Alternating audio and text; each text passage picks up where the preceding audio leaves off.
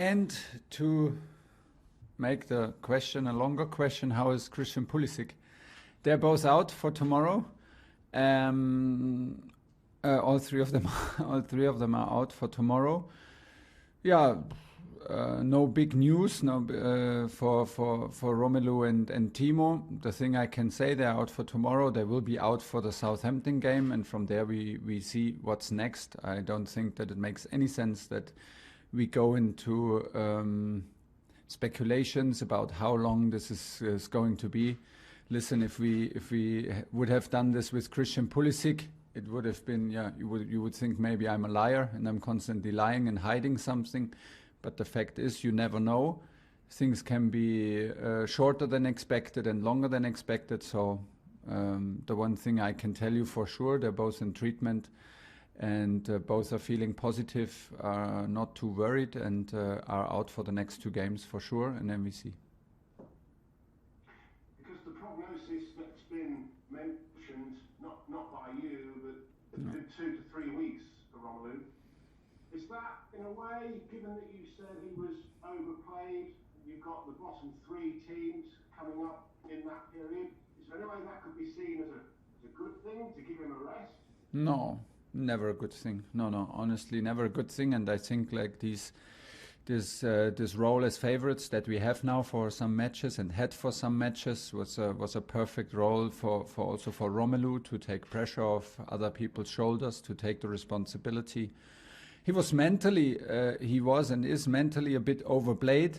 So like other players in our squad, but that does not mean that we constantly have to rest them. Jorginho is for me in the exactly same spot, and Mason Mount is in the same spot, and they played a fantastic match. So it is like this. They played a lot of competitions. They played the competitions with a lot of enthusiasm and a lot of personal targets. And this is what we felt with Romelu. So we encouraged him to trust his instincts and let us do the thinking and the organizing of the structure, that he will be able to have the last contact. And this is what we did for the Malmö game. And I think against these, in a role as a favorite, he would be absolutely crucial for us. But honestly, like I said straight after the game, we cannot now constantly talk about who's injured. We have to find solutions, and we will find solutions because we trust our squad. And the guys who stepped in did a good match, and it's on them to keep on going tomorrow. 2 more questions. First one, just would you expect to see Romelu this side of the international break? That worked very well, that we don't want to talk so much about the injured player. Well, anything I say now would be pure speculation. If I say, yeah, for sure, I expect him to see, and then we don't see him, what sense would it make? Tomorrow he's not with us, and that's what counts. And he gets our full support, same as Timo, same as Christian, because we want to have a full squad. But sometimes accidents happen, and it's an accident with Romelu, and was an accident with Christian. It's a bit different, like the situation with Timo. And from there, it sounds maybe way more harsh than I mean it. From there, it's about the players who are fit and can play. So with Romelu and Timo for the time being, yeah. Do you have any regrets about letting Tammy Abraham, Oli Giroud, Michy Batshuyai leave the club? No, because football does not work like this. You cannot keep a squad of 40 players and think like, what do you think, that Tammy, Oli and Michy would be in perfect shape now, but they haven't made it maybe to the 18-man squad in the last 6 weeks, and then they would be in the perfect shape? Of course, in theory, will be like this, of course, but in real life, you have to focus on 19, 20, 21 players. This is what we do. And like I said, nobody wants this to happen, and it's a lot of bad luck that now we have 2 injured players in the same position.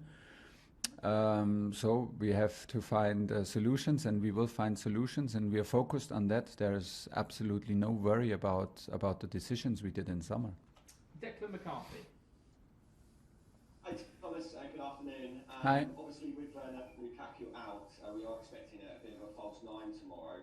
Just before Lukaku's injury, there obviously was a bit of a big old drought. Were you considering the false nine before he obviously got injured midweek? Before he got injured, yeah, well, but with Romelu, Without Romelu. well, it depends. Without Romelu, we thought we can play with Timo as a number 9 or with Kai as a number 9, which is then maybe, like you call it, a false 9. For me, it's not so much of a false 9 because Kai is also very, very strong in the last line and behind the last line and in arriving in the box. For me, is a big strength of him. And when he plays the number 9, we want this from him, and he did against Malmö. So this is more what we expect from him tomorrow. I mean, if you buy Romelu and if you have Romelu in your squad, you have your number 9, and he is the reference up front to create some spaces around in half spaces and from second line. Okay, once we don't have him, the game will be a bit different. But in the end, we want the same power, we want the same amount of people in the same spaces in the opponent's box when we finish our attacks. That does not change. And just finally from me, Thomas, on Kai, you mentioned him there. Probably not had as many minutes as he would have liked this season. Can you just tell us what he's been like, behind the dressing room, in the dressing room, and towards yourself? Well, to speak out the truth, there's only one way to make it to the pitch is performance, and to stay on the pitch is performance. There's no other way. Never was, never will be. And Kai was not on his personal highest level. Other people were closer to their highest level. We were winning, so it was now necessary that he waited for some matches, because we felt that other guys are in a bit of a better shape. So he did what he needed to do, and worked hard and showed some resilience and some compassion and motivate, not motivation, he's always motivated, but like determination. That's the word, determination to score and be more decisive in training. And then he got some minutes against Brentford, and now it was necessary that he played 70 something minutes, and he scored, and he was dangerous, and here we go. There is so much talent, there's so much potential. He needs to show it. It's as easy as that.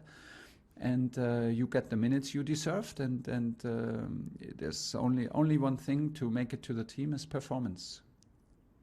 Alex to Joey. Hi Thomas, how are you? Hi, I'm fine, thanks. You know Daniel Farke well from your time at Borussia Dortmund when you're working there together. Yeah. Now up against him for the first time. How highly do you rate him as a manager? I like him a lot, first of all, as a person, because he's a very nice and very humble person. He was coach of the second team when we were at Dortmund, and from there I met him, and he was like very nice to talk about him and watch training sessions from each other and have a close exchange, because we talked about players and used sometimes players in national breaks from him. So he's a very, very good manager in terms also of people's management. I would have liked to be a player under him, honestly, because I can imagine that he gives you a lot of confidence and a lot of trust. Listen, I'm super happy that he made it on highest level. He made it now twice in Premier League with the same club, which shows you that they trust him and they're not only judged by pure results, which is a very good thing, and it speaks for himself. And I hope that we can have the better end tomorrow. We will do everything to win against him, but he's doing a fantastic job, and hopefully he knows so. Recently said that they're not there to develop players from other clubs. Given that Billy Gilmour isn't getting many minutes there, would you like to see him back at Chelsea in January? Well, I would love to. In general, I love Billy, and I always loved him. Was a big factor, even maybe not in the full spotlight in the last season when we came in the last half a year. He decided to go to have bigger chance to catch some minutes, and we thought it is important. First of all, I want him to perform. It's more or less the same question, how you make it into our teams by pure performance. And if you decide to go on loan, it's as simple as that. And I don't mean it harsh. You need to perform. You need to be on the pitch. You need to be the top player, no matter where you go. If you want to make it back here and you want to improve your status. He's our player. We love Billy. We are very aware of what he can do, but changing a club is always a risk and is always a huge step, but it's always can also seen positive, needs to overcome adversity, and now is not the time to speak about coming back. It's time to fight for his place and show what he can do, and we trust him that he can play a role. And of course, nobody is obliged to let our players play. But no coach in the world will leave the best players out. So that's what he needs to prove, that he is that Norwich is a better team with him, and I trust that he can do it. And hopefully he does not lose this trust in himself and can turn things around again. Okay, last two questions. Nick Purell and Nizar to finish. Nick. Hi, Thomas. Hi. Just obviously an enforced break for Romelu then, that obviously he didn't want and you didn't want either, but is the challenge for him and the hope that, you know, he comes back a better player, obviously, when he's had an enforced rest, but also an opportunity just to freshen himself up and, you know, it's almost like starting again if he comes back, perhaps? Yeah, but the body did not demand this break, so it's not a muscle injury or something. It was an accident, so I don't follow this argumentation, because it's not like he had like I said, the body collapsed and he had a muscle injury, and now he is forced to take the break he did not want to have. It is just some percentage. You please don't underestimate the effort these players go through. They go to national team. They have preparations with the national team. Then they go to the Euros. He has high expectations. Then he has a disappointment. Then he has a quick break. Then he has a change of the club. Then is the next national break. Then is suddenly Nations League. Then there is he has the pressure on our shoulder. Then he wants to be the top dog at Chelsea, and we want him to be the top dog at Chelsea. Okay, there's a lot of things going on. At some point you get tired. If you constantly turn the wheel and turn the wheel and turn the wheel, and you're constantly the guy who wants to turn it, and you want to be the top dog and want to take the responsibility, you can get tired. And I'm talking about 3, 4, 5% maybe. And then suddenly you don't have the same enthusiasm that lacks a little bit. But there's no major problem. But these little things can make the difference. Though speaking about it sometimes helps, and I had the feeling that it helps him, that we can simply admit it, and admit also that there is no major problem. And we left him on the pitch, and I felt him very, very happy to be on the pitch when we took the decisions together before the Malmö match, and I felt him totally into the match, and we told him, trust your instincts, the thing will come back, luck will come back, we will create chances for you.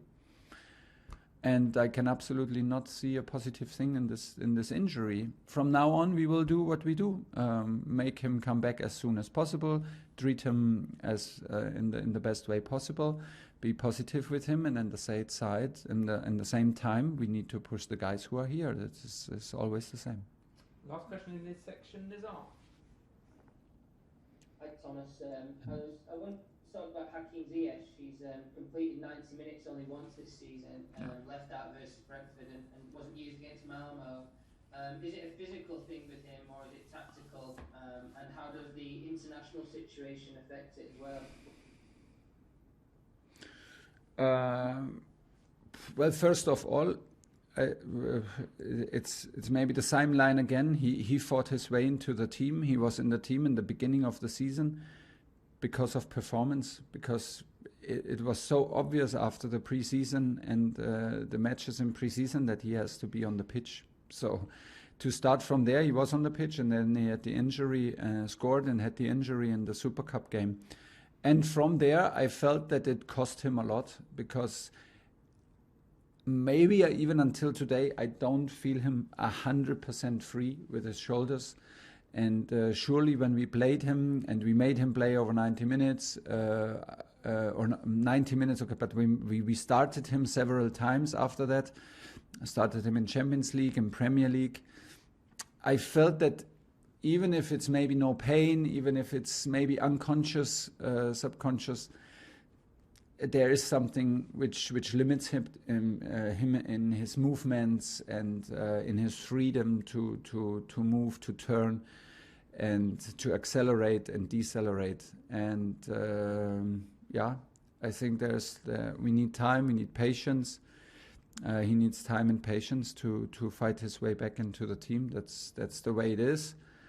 We're looking for a spot. While he was out, some other guys performed, even like guys who came on from the pitch performed straight, and he's one of our players, and we will never lose trust, and we will never lose the patience with him, and he will stay an important player, I'm sure.